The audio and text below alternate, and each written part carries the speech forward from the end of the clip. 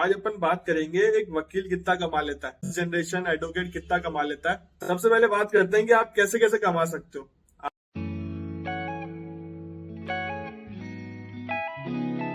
नमस्ते भाइयों, क्या हालचाल है आप सबके, और आप सबको गुड मॉर्निंग। आज अपन बात करेंगे एक वकील कितना कमा लेता है, फर्स्ट जनरेशन एडवोकेट कितना कमा लेता है, मैं कितना कमा लेता हूँ। मेरे घर में कोई वकील नहीं है, मेरी सिस्टर और मैंने ही लॉ करी है। मेरे परिवार में एक आईएएस भी है, आईपीएस भी है, आरएएस भी है, आरजेएस है जो मेरी सिस्टर है। और लॉ से कोई, और मेरे जियाजी भी आरजेएस ही हैं, दोनों जज हैं। मेरे रियल सिस्टर भी जज है और मेरे जियाजी भी जज है। तो और मेरे घर से किसी ने लॉ नहीं करी। और अब मैं तो जज बना नहीं। मैंने मेंस में मतलब 2 बार दिया है, दोनों बार मेंस में पहुंचा हूँ, प्री निकल गई थी। मेरी राइटिंग खराब है, जो चैनल से जुड़ा हुआ है उनको लिख के बताया था, उनको पता चल गया। वो बोलते भी है सर आपकी राइटिंग वाकई में बहुत खराब है। तो राइटिंग का फर्क पड़ता है। ऐसा नहीं कि राइटिंग का फर्क इतना पड़ता है कि आप सेलेक्ट ना हो, बट मेरी राइटिंग ऐसी खराब है कि कोई पढ़ने वाला बहुत डीपली पढ़ेगा तब समझ में आएगा।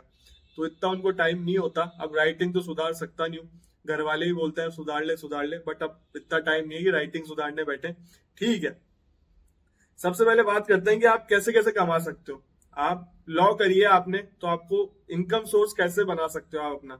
आपने चाहे 3 साल वाली करी हो या 5 साल वाली करी हो, तो आप पहले अपना प्रिपरेशन मतलब माइंड को प्रिपेयर कर लें कि आपको जुडिशरी की तैयारी करनी है।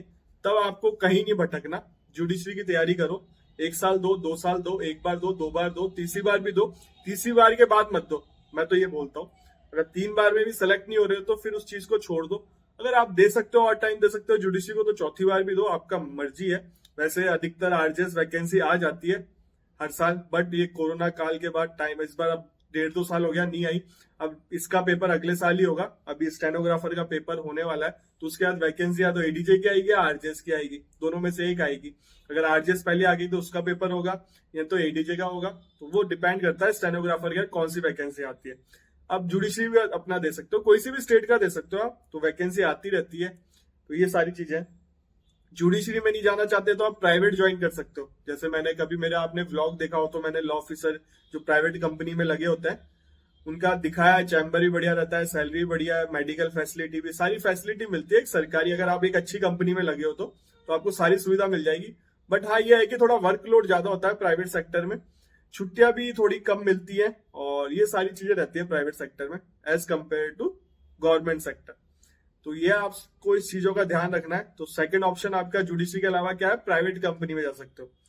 अब थर्ड ऑप्शन क्या है आपके पास, जुडिशरी के अलावा आप लॉ ऑफिसर की तैयारी कर सकते हो, जो आईबीपीएस में निकलती है लॉ ऑफिसर की, बैंक में बहुत सारी। उसकी आप कोचिंग कर ले टाइमली, तो आप अगर 6 महीने अगर ढंग से पढ़ लोगे आईबीपीएस के पेपर का, तो आप उसको क्रैक कर सकते हो। वो भी काफी अच्छी जॉब है, स्केल 1 स्केल 2 की निकलती है। कई में फ्रेशर जॉब निकलती है, कई में एक्सपीरियंस मांग लेते हैं। तो वो डिपेंड करता है।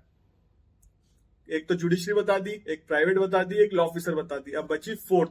फोर्थ आप एपीओ लग सकते हो। एपीओ कैसे लग सकते हो, या तो आप जैसे राजस्थान में एपीओ की वैकेंसी आती है, उसमें भी सुनने में आ रहा है, मैंने पता किया था गवर्नर्स के पास, अपने जो राजस्थान के गवर्नर है उनको रूल्स भेज रखे हैं, रूल्स अमेंड हो सकते हैं अपने राजस्थान के एपीओ में। और फ्रेशर जो मतलब एक्सपीरियंस मांगते थे 2 साल का, वो हटा सकते हैं। अगर वो हट जाता है तो फ्रेशर भी दे सकता है फिर वैकेंसी को उसको। और सिलेबस में भी थोड़ा बहुत चेंज हो सकता है, प्री मेंस भी हो सकता है, वो सारी चीजें। चलो, वैसे मैंने वीडियो बना दिया, वो वीडियो देख सकते हो आप जाके, डिटेल में जाना है तो एपीओ के बारे में राजस्थान में। और वो पेपर अगले साल ही होगा राजस्थान का जो एपीओ का है। तो एपीओ दे सकते हो, किसी भी स्टेट के हो आप, अपने हर स्टेट की निकलती है एपीओ की वैकेंसी। कई जगह जैसे हरियाणा में एडीए बोला जाता है, और एमपी में एडीपीओ बोला जाता है, ऐसे कुछ है। मतलब सरकारी वकील बन सकते हो आप। और सरकारी वकील बनने के दूसरा तरीका भी ये भी है कि गवर्नमेंट भी अपॉइंट करता है अपने लॉयर। वो शायद डायरेक्ट पीपी अपॉइंट होता है। एपीपी पहले हुआ करते हैं, शायद अब बंद हो गया राजस्थान में, अगर किसी और स्टेट में होता हो तो पता नहीं। तो गवर्नमेंट भी अपॉइंट करते हैं, जैसे 5 साल के लिए गवर्नमेंट आई है तो गवर्नमेंट अपने वकील को अपॉइंट करती है पीपी।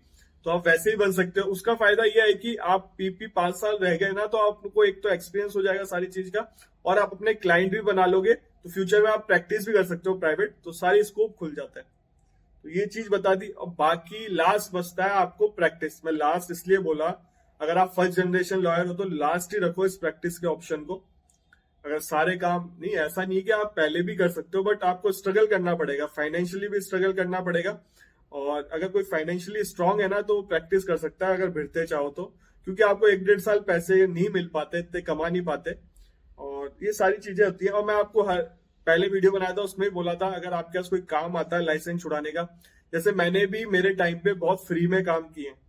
अब वकील हैं, आपने इतना पैसा लगाया, 5 ईयर लॉ करिए तो आपके लाखों रुपए लगे। 3 ईयर वाले में इतना नहीं लगता, बट 5 ईयर वालों को इतना पैसा लगता है। तो मैं यही कहूंगा, अगर आपके अब कोई काम आता है, चाहे लाइसेंस छुड़ाने का हो, चाहे कोई कैसा भी काम हो, चाहे लीगल एडवाइस देने का काम हो, एक ऑप्शन ये भी, आप लीगल एडवाइस भी दे सकते हो, उसके 1000 रुपए 2000 रुपए ले सकते हो इनिशियली, वो बनते हैं। लीगल ड्राफ्ट कर सकते हो, लीगल नोटिस बना सकते हो, लीगल नोटिस बनाने के 4 से 5 हजार रुपए लेता हूं मैं, तो आप भी ले सकते हो। फ्री में कोई काम ना करें। आप किसी डॉक्टर के पास जाते हो तो आपको डॉक्टर फ्री में देखता है क्या? फीस ही लेता है ना, दवा लिख बताने के, देखने के। तो ऐसे ही आपका भी कोर्स प्रोफेशनल कोर्स है, तो फ्री में बिल्कुल काम ना करें। मैंने, अब मेरा दोस्त है रोहन, वो बोलता भी है, नितिन तूने लाखों के काम फ्री में कर दिए, और ये मानता भी हूँ बिल्कुल। अब मैं अवॉइड करता हूँ फ्री के काम करना। तो इसलिए मैं आपको कहूंगा, कोई देखो यार, आपके पैसे लगे हैं, आपको कमाना खुद ही पड़ेगा।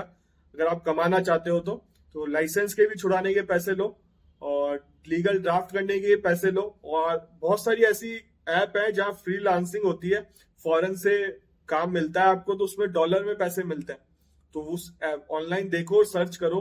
अगर मेरे को पता होगा तो मैं बता दूंगा, अगर फ्यूचर में बता दूंगा। पर बहुत सारे ऐसे काम है जो मेरे दोस्त कर रहे हैं, ड्राफ्टिंग करते हैं, फॉरेन से डॉलर में पैसा आता है, पर घंटे के 100-100 डॉलर ले लेते हैं। तो ऐसे काम भी है, फॉरेन से आता है। तो इन चीजों का भी ध्यान रखना।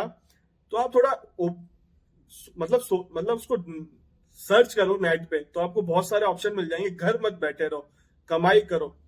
तो कमाई करोगे तो आपके घर में भी इज्जत होगी, और बाहर भी इज्जत होगी, और खुद का काम निकाल लोगे। और एक नौकरी पकड़ लो कैसे भी करके। अगर एक नौकरी पकड़ लोगे, जिससे आप अपने आगे फ्यूचर का जो गोल है, जुडिशरी है, चाहे और कोई डिपार्टमेंट है, उसमें भी कर सकते हो। और एक आर्मी में भी निकलती है जैक की नौकरी, जज एडवोकेट जनरल, वो फ्रेशर की निकलती है। उसमें 1 हफ्ते का प्रोसेस होता है, कोई पेपर वेपर नहीं होता। तो 1 हफ्ते का प्रोसेस होता है सारा, वो पता कर लेना। अगर वो जॉब लग जाए तो बेस्ट जॉब है यार, लेफ्टिनेंट बनते हैं उसमें सीधे। हाँ मतलब अच्छी पोस्ट है, ऑफिसर रैंक की बनते हैं उसमें। तो मेरे जानकार भी लगे हुए हैं, और हमारे जूनियर लगे हुए हैं। सोचो, हमारे कॉलेज के जूनियर लग गए। और उसमें थोड़ी बस इंग्लिश अच्छी होनी चाहिए। अगर आपकी इंग्लिश अच्छी है ना, तो आप पेपर क्रैक कर सकते हो, जैक का पेपर भी दे सकते हो। और अब बात आती है मेरी सैलरी क्या है, मतलब मैं क्या कमा लेता हूँ। मैंने पहले बताया था कि मैं 50,000 करीब कमा लेता हूँ। तो अब उसका डबल मान लो आप, डबल आ जाता है मंथली मेरे पास। और मुझे डेली कोर्ट जाना नहीं पड़ता, और मैं बहुत सारे काम फोन पे भी करवा देता हूँ। अगर मुझे बहुत जरूरी होता है तभी मैं कोर्ट जाता हूँ। बट अब मैं रेगुलर बेसिस पे जाऊंगा कोर्ट, सोच रहा हूँ। क्योंकि अब यार थोड़ा बहुत मैं सोच रहा हूँ कि एक सेपरेट व्लॉग चैनल भी बना लूं, तो कोर्ट की लाइफस्टाइल भी दिखाऊंगा प्रॉपर। वो अगर फ्यूचर में जाऊंगा तो मैं बनाऊंगा एक सेपरेट व्लॉग चैनल। आप लोग भी कमेंट करना कि बनाना चाहिए कि नहीं बनाना चाहिए सेपरेट व्लॉग चैनल, तो मुझे ही पता चलेगा कि ऑडियंस व्लॉग देखना चाहती है कि नहीं देखना चाहती। तो आप पहले मैंने 50,000 बताया था, उसका डबल कर लो। ऐसा नहीं कि फिक्स है, हर महीने कम भी हो सकता है, पर हाँ 50 से ऊपर ही रहता है। और मेरी कोई शादी हुई नहीं है, तो मेरे लिए एक सफिशियंट अमाउंट है। और अच्छी देखो, जेएलओ बनोगे, जेएलओ की सैलरी स्लिप देखिए आपको, इनिशियली 21,000 रुपये मिलता है प्रोविजन पीरियड में। अगर नहीं देखी तो आपको लिंक डिस्क्रिप्शन में मिल जाएगा, ऑफिशियल सैलरी स्लिप बना रखी है मैंने। एक जुडिशरी है जो आरजेएस, उसमें सैलरी काफी अच्छी मिलती है, और ट्रेनिंग पीरियड से फुल सैलरी मिलने लग जाती है, और करीब लाख के आसपास सैलरी हो जाती है। अगर आप कुछ आरजेएस की भी सैलरी स्लिप देखनी है कैसी होती है, उसका भी मैंने वीडियो बना रखा है, शायद डिस्क्रिप्शन में लिंक नहीं मिलेगा, आप चैनल पे जाके सर्च कर लेना, आपको मिल जाएगा आरजेएस की सैलरी स्लिप का। तो ये सारे आपके सोर्स हैं, आप बनाओ, कमाओ और लिख लो। घर से लिख लोगे तभी कमा सकते हो, चाहे लड़की हो चाहे लड़का हो। आप प्राइवेट जॉब अगर आप ज्वाइन करना चाहते हो, इनिशियली कर लो। देखो, अपने जयपुर में इतना पैसा नहीं मिलता फ्रेशर को, बट आप जैसे ही आपको एक्सपीरियंस हो जाएगा, 1-6 महीने का, आप स्विच करोगे तो आपकी सैलरी बढ़ जाएगी। तो काफी अच्छी सैलरी हो जाती है अगर आप स्विच करते हो। इनिशियली फ्रेशर को कम पैसा मिलता है प्राइवेट में, बट आप स्विच करते जाओगे तो आपकी काफी अच्छी सैलरी हो जाएगी, और आपको काम आने लग जाएगा, बहुत सारी चीजें हो जाएगी। और एक आप पैनल लॉयर भी ले सकते हो। अगर किसी बैंक वैंक का पैनल लॉयर मिल गया आपको, फॉर एग्जाम्पल आपकी पीएनबी में जानकारी है, मैनेजर आप जानते हो किसी को, अगर आप पैनल लॉयर बन जाते हो, तो आप मान के चलो एक पैनल लॉयर को उस बैंक का काम आएगा, चाहे चेक बाउंस हो, कोई सा भी केस हो, तो वो बैंक उसको पैसा देगी। तो फिक्स होती है, 10,000 रुपये उसके देगी, ड्राफ्टिंग के 2,000 देगी, लीगल नोटिस के 4,000 रुपये देगी। तो सोचो, ब्रांच बहुत बड़ी होती है। तो उसमें कितने डेली के काम आते हैं। अगर पैनल लॉयर बन जाते हो तो बहुत अच्छी बात है। तो इन चीजों का भी ध्यान रखो, ये आपको कोई नहीं बताएगा, ये हमें भी किसी ने नहीं बताया था। हम 5 ईयर लॉ कर रहे थे, हमें भी कोई नहीं बताने वाला था, हम अपनी एक्सपीरियंस से सीखे। बट मेरा चैनल लॉ से रिलेटेड है तो आपके साथ शेयर कर रहा हूँ। तो वीडियो अच्छा लगा हो तो लाइक करके जाना, चैनल को सब्सक्राइब कर लो, बेल आइकन भी दबा देना जिससे आपको टाइमली नोटिफिकेशन मिल जाए। और इंस्टाग्राम आईडी फॉलो कर लो, कोई क्वेश्चन हो लॉ से रिलेटेड पूछ लेना, मैं आपसे मिलूंगा अगले वीडियो में।